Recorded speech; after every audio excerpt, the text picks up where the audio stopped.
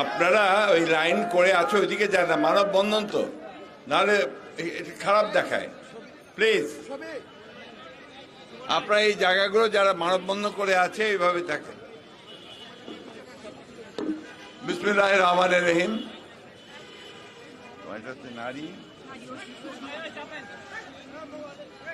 বাংলাদেশ নারী ও শিশু অধিকার ফোরাম আয়োজিত বাংলাদেশের গণতন্ত্রের প্রতীক, স্বাধীনতা সার্বভৌমত্বের প্রতীক, দেশনেত্রী বেগম খালেদা জিয়া তার মুক্তির দাবিতে আয়োজিত আজকের এই মানববন্ধনের আমাদের শ্রদ্ধেয় সভাপতি, বাংলাদেশ জাতীয়তাবাদী দলের জাতীয় স্থায়ী কমিটির সদস্য বেগম সেলিমা রহমান, এর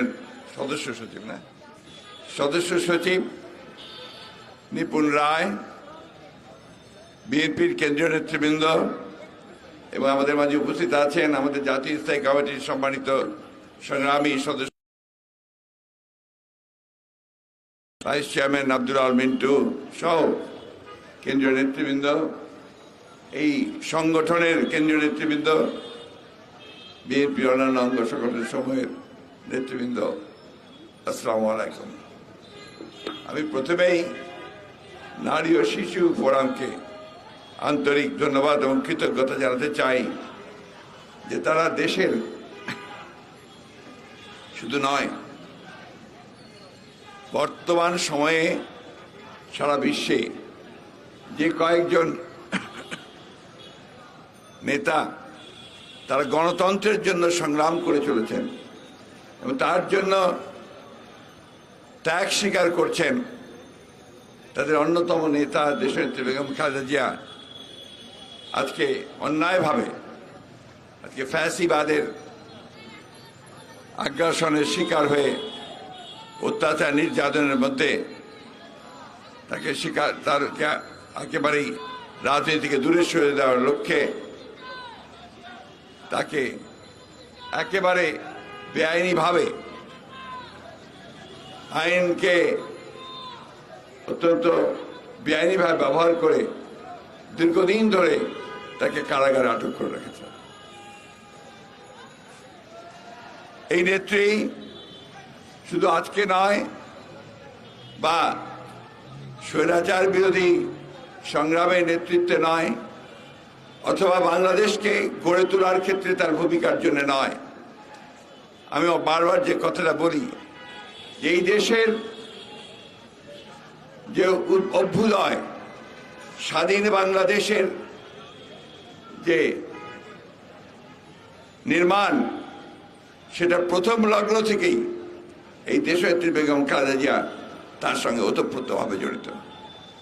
আপনারা সবাই জানেন যে স্বাধীনতার ঘোষক শহীদ প্রেসিডেন্ট জিয়াউর রহমানের সহধর্মিণী খালেদা জিয়া, এবং 1971 সালে 26শে মার্চ যখন শহীদ জিয়া স্বাধীনতার ঘোষণা দেন কালুরঘাট বেতার কেন্দ্র থেকে, তখন তিনি সেখানে ছিলেন তার শিশুপুত্র, আজকে আমাদের ভারপ্রাপ্ত চেয়ারম্যান জনাব তারেক রহমান এবং কোকো তখন একেবারেই শিশু।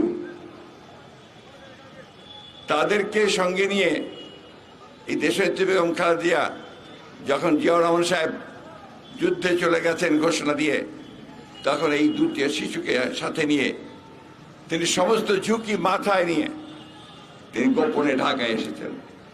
তার পূর্বেও যখন আপনার সৈনিকেরা সেই ক্যান্টনমেন্টে ওনার কাছে এসে জিজ্ঞেস করেছিল যে আমাদেরকে অস্ত্র সমর্পণ করতে বলা হচ্ছে, তিনি তাদেরকে সেদিন বলেছিলেন যে শহীদ যার নির্দেশ ছাড়া তোমরা কোনো কিছুই করবে না। সেই শুরু হয়েছিল তার মুক্তি সংগ্রাম, এবং ঢাকায় এসে অল্প কিছুদিনের মধ্যেই তিনি গ্রেফতার হয়েছিলেন পাক সেনাদার বাহিনীর, এবং দীর্ঘ 9 মাস তিনি কারাগারে ছিলেন পাক সেনাবাহিনীর। এরপরের ইতিহাস আপনারা জানেন, আমি সেই দীর্ঘ করতে চাই না। 1981 সালে যখন এই স্বাধীনতার ঘোষক, এই দেশের বহুদলীয় গণতন্ত্রের পুনঃপ্রবর্তক এবং আধুনিক বাংলাদেশের রূপকার শহীদ জিয়াউর রহমানকে নৃশংসভাবে হত্যা করা হয়েছিল। সেই হত্যা কারা করেছিল সেটা আমরা বারবার বলেছি। হত্যা করেছিল সেই শক্তি যারা বাংলাদেশকে পরনির্ভরশীল একটা রাষ্ট্রে পরিণত করতে চায়। সেই সময়ে তার শাহাদাতের পরে দেশনেত্রী বেগম খালেদা জিয়া শহীদ প্রেসিডেন্ট জিয়াউর রহমানের সেই পতাকা, যে পতাকা ছিল স্বাধীনতার পতাকা, যে পতাকা ছিল গণতন্ত্রের প্রতীকা, যে পতাকা ছিল বাংলাদেশের মুক্তির পতাকা, সেই পতাকাকে তিনি তুলে ধরেছিলেন এবং দীর্ঘ 9 বছর তিনি রাস্তায় স্বৈরাচারের বিরুদ্ধে সংগ্রাম করেছেন, সামনে থেকে মিছিলের নেতৃত্ব দিয়েছেন, কারাগারে গেছেন, কিন্তু গণতন্ত্রের প্রশ্নে তিনি কখনো আপোষ করেননি। বন্ধুগণ, সেই নেত্রী আজকে আবারও সেই গণতন্ত্রের জন্যই আজকে দীর্ঘদিন ধরে তিনি সংগ্রাম করছেন এবং কারাগারে রয়েছেন, এখন বন্দী অবস্থায় আছেন। প্রতিদিনই তাকে মৃত্যুর সঙ্গে লড়তে হয়। সেই দেশনেত্রী বেগম খালেদা জিয়া আপনাদের মনে করে দিতে চাই যে 2018 সালের ফেব্রুয়ারি মাসের আমাদের যে এজিএম হয়েছিল লা মেরিডিয়ান হোটেলে, সেই লা মেরিডিয়ান হোটেলে তিনি একটা দীর্ঘ বক্তব্য রেখেছিলেন। সেই বক্তব্যের মধ্যে পরিষ্কার করে তিনি বলেছিলেন, আমি জানি না এরপরে এই আদালতের রায়ের পরে আমি কোথায় থাকব, কিন্তু আমি আপনাদেরকে বলছি যে আপনারা গণতন্ত্রের আন্দোলনে কখনো পিছপা হবেন না। আপনাদের সমস্ত শক্তি দিয়ে আপনারা গণতন্ত্রের জন্য আন্দোলন করবেন, গণতন্ত্রকে মুক্ত করবেন। এই ছিল তার নির্দেশ। এবং পরবর্তীকালে তিনি প্রায় 2 বছরের বেশি সেই জীর্ণ পরিত্যক্ত কারাগারে ছিলেন। এরপরে হাসপাতালে নিয়ে আসা হয়েছে, সেখানেও তিনি কোনো চিকিৎসা পাননি। একেবারে শেষে তাকে বাসায় নিয়ে আসা হয়েছে সাজা স্থগিত করে। এখানে আরেকটা চালাকি আছে। চালাকিটা কি, এটা আমরা অনেকেই বলি না। 6 মাস করে সাজা স্থগিত করছে, তার মানে সাজা কিন্তু কমছে না, সেই সাজা আবার যুক্ত হবে ভবিষ্যতে যখন তাদের প্রয়োজন হবে। এটা আরেকটা খেলা, অর্থাৎ আরো বেশি দীর্ঘায়িত করা হবে। আপনারা জানেন যে লোয়ার কোর্ট তাকে 5 বছরের সাজা দিয়েছিল, কিন্তু হায়ার কোর্ট তাকে সেটা 10 বছর করেছে। আপনারা জানেন যে মামলাটা সম্পূর্ণ একটা সাজানো মামলা ছিল, মিথ্যা মামলা ছিল। সেইভাবেই তাকে, মূল লক্ষ্যটা ছিল তাকে রাজনীতি থেকে সরিয়ে দেওয়া। তাকে সরিয়ে দেওয়া মানে এই দেশের জাতীয়তাবাদী আন্দোলনের মূল নেতৃত্বকে সরিয়ে দেওয়া, স্বাধীনতার পক্ষের শক্তিকে সরিয়ে দেওয়া, উন্নয়নের পক্ষের শক্তিকে সরিয়ে দেওয়া। বন্ধুগণ, এটা ছোটখাটো ব্যাপার নয়, এটা হচ্ছে একটা জাতীয়তাবাদী শক্তিকে নিশ্চিহ্ন করার ব্যাপার। আজকে দেশপ্রেমিক যারা, যেসব মানুষ আছেন, আজকে দেশকে যারা ভালোবাসেন, তারা সবাই আজকে অত্যন্ত উদ্বিগ্ন যে বাংলাদেশে এখন যারা শাসন করছে এরা বাংলাদেশকে বিক্রি করে দিচ্ছে, তাদেরকে ধ্বংস করে দিচ্ছে। প্রতিটি প্রতিষ্ঠানকে তারা ধ্বংস করেছে। এখানে আইনের শাসন বলতে কিছু নেই। এই এই এই বন্ধ করো, বন্ধ করো ভাই। এখানে জুডিশিয়ারি, বিচার বিভাগের স্বাধীনতাকে ভুলুণ্ঠিত করা হয়েছে, সংবাদ মাধ্যমকে গলা টিপে ধরা হয়েছে, সর্বক্ষেত্রে প্রতিটি প্রতিষ্ঠানকে এখানে তারা কুক্ষিগত করেছে। একটাই মাত্র উদ্দেশ্য, তাদের যে বেআইনি মহাসাংবিধানিক ক্ষমতা যারা তারা জোর করে বেআইনিভাবে দখল করে আছে, তাকে দীর্ঘায়িত করা, তাকে সামনে একদলীয় শাসন ব্যবস্থা যেটা তারা অতীতে করেছিল, সেই শাসন ব্যবস্থাকে আবারও ভিন্ন অঙ্গিকে সেটাকে আপনার প্রতিষ্ঠিত করা। আমি বক্তব্য বেশি করে রাখবো না, আপনারা রোদ্রে কষ্ট পাচ্ছেন, আমারও শরীর ভালো না, আমি খুব বেশি কথা বলতে পারছি না। আমি শুধু আপনাদের সামনে এই কথাটা বলতে চাই যে কথাটা অত্যন্ত জরুরি কথা। আজকে দেশনেত্রী বেগম খালেদা জিয়ার গণতন্ত্র, এ দুটো সিনোনিমাস, এক। এটাকে পার্থক্য করা যাবে না। যদি দেশনেত্রীকে আমরা মুক্ত করতে পারি তাহলে গণতন্ত্রকে মুক্ত করতে পারবো, গণতন্ত্রকে মুক্ত করতে পারি তাহলে আমরা দেশনেত্রীকে মুক্ত করতে পারবো। আজকে বাংলাদেশের অস্তিত্ব বিপন্ন হয়ে পড়েছে। আপনারা দেখেছেন যে সমস্ত চুক্তি করা হচ্ছে, সমঝোতা করা হচ্ছে, সেটা পুরোটাই বাংলাদেশের পক্ষে নয়। আমাদেরকে একজন পররাষ্ট্র মন্ত্রী নিয়োগ করেছেন, তিনি আবার আমাদেরকে সবক দেন। সবক কি দেন? যে আমরা নাকি চুক্তি আর সমঝোতার মধ্যে পার্থক্য বুঝি না। আমাদেরকে তিনি পড়াশোনা করবার জন্য পরামর্শ দেন। আমি ওনার কথার এগুলো উত্তর দিতে চাই না। আমি শুধু একটা কথাই বলতে চাই, দেশের সঙ্গে এই বিদ্রোহ করবেন না, বেঈমানি করবেন না। মানুষকে বোকা বানিয়ে, তাদেরকে ভুল বুঝিয়ে এমন চুক্তিগুলো পাশ করবেন না, এমন স্মারক আপনার সমঝোতার স্মারক সই করবেন না যেগুলো আমার জনগণের স্বার্থের বিরুদ্ধে। কি এনেছেন আপনারা এবার ভারত থেকে সফর করে? পানির কথা কোথাও নেই। উপরন্তু যে কথাটা আছে সেটা আরো ভয়াবহ। হচ্ছে যে তারা তিস্তা চুক্তির জন্য, ভারত প্রকল্পের জন্য ভারত প্রস্তাব দিয়েছে, চীনও দিয়েছে। শেখ হাসিনা বলেছেন যে আমরা দুটোর মধ্যে দেখব কোনটা ভালো হয়। আবার সাথে এই কথা বলেছেন, ভারত যে প্রস্তাব দিয়েছে, ভারতকে যদি আমরা কাজটা দেই তাহলে আমাদের পানির সমস্যার সমাধান হয়ে যাবে। আমরা সব বোকা মানুষগুলো তো এই দেশে বাস করি। আপনি পক্ষান্তরে যেটা করেছেন যে তিস্তার পানির সমস্যা, যেটা বন্টনের যে সমস্যা, সেটাকে আপনি বাতিল করে দিলেন। অর্থাৎ তিস্তার পানি বন্টনের সমস্যা রইল না, অভিন্ন নদীগুলোর পানি বন্টনের কোনো সমস্যা রইল না।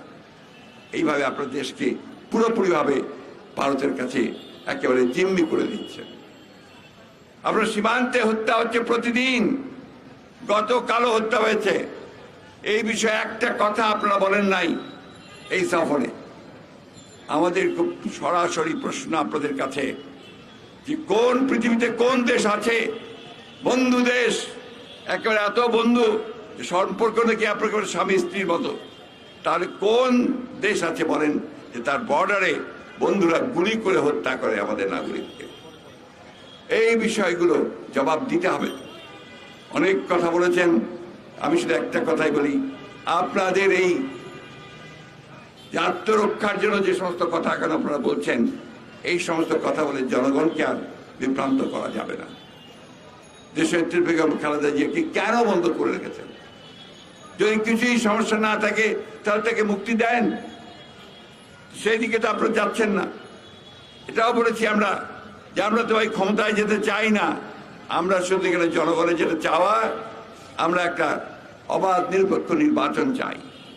সেই নির্বাচনের ব্যবস্থা করেন, তাহলে তো কোনো সমস্যা থাকবে না। যারা আসবে আমরা তাদেরকেই বরণ করে নেব, ফুলের মালা দেব। কিন্তু আপনারা শুধুমাত্র আপনাদেরকেই রাখার জন্য সমস্ত নির্বাচনী ব্যবস্থাকে দখল করে নেবেন, সাধারণ মানুষের কথা একবারও চিন্তা করবেন না, সেটা আমরা হতে দেব না। আমাকে অনেকে বলেন আপনারা শুধু ওই বেগম খালেদা জিয়ার মুক্তির জন্যই আন্দোলন করেন নাকি? আমরা গত 2 বছর ধরে আন্দোলন করেছি এই দেশের ইনফ্লেশনের জন্যে, দ্রব্যমূল্য বৃদ্ধির বিরুদ্ধে আন্দোলন করেছি, আমরা অন্যায়ভাবে মানুষকে হত্যা নির্যাতন করার বিরুদ্ধে আন্দোলন করেছি, আমরা দুর্নীতির বিরুদ্ধে আন্দোলন করেছি, ব্যাংক লুটের ব্যাপারে আন্দোলন করেছি, টাকা পাচার ব্যাপারে আমরা আন্দোলন করেছি। আমরা এখন দেশনেত্রী বেগম খালেদা জিয়ার মুক্তির জন্য যে আন্দোলন করছি, এটা সম্পূর্ণভাবে সামগ্রিক আন্দোলনের সঙ্গে অত্যন্ত গুরুত্বপূর্ণ একটা আন্দোলন। কারণ আমি আগেই বলেছি, দেশনেত্রী বেগম খালেদা জিয়া আর গণতন্ত্র এই দুটোকে আলাদা করে রাখা যাবে না। তাই বন্ধুগণ, বক্তব্য দীর্ঘ করতে চাই না, আসলে এইটুকু বলতে চাই, আজকে দেশ অত্যন্ত বিপদে পড়েছে।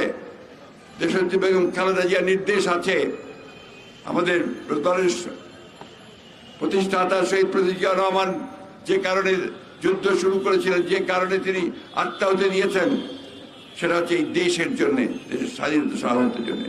আমাদের ভারপ্রাপ্ত চেয়ারম্যান যিনি আজকে সুদূরে আছেন, তিনি সেইখান থেকে দিন রাত পরিশ্রম করছেন এই দলকে, মানুষকে সংগঠিত করে এই ভয়াবহ ফ্যাসিস্ট শক্তি তাকে সরিয়ে জনগণের শাসন প্রতিষ্ঠা করার জন্য। এর কোনো বিকল্প আমাদের হাতে নেই।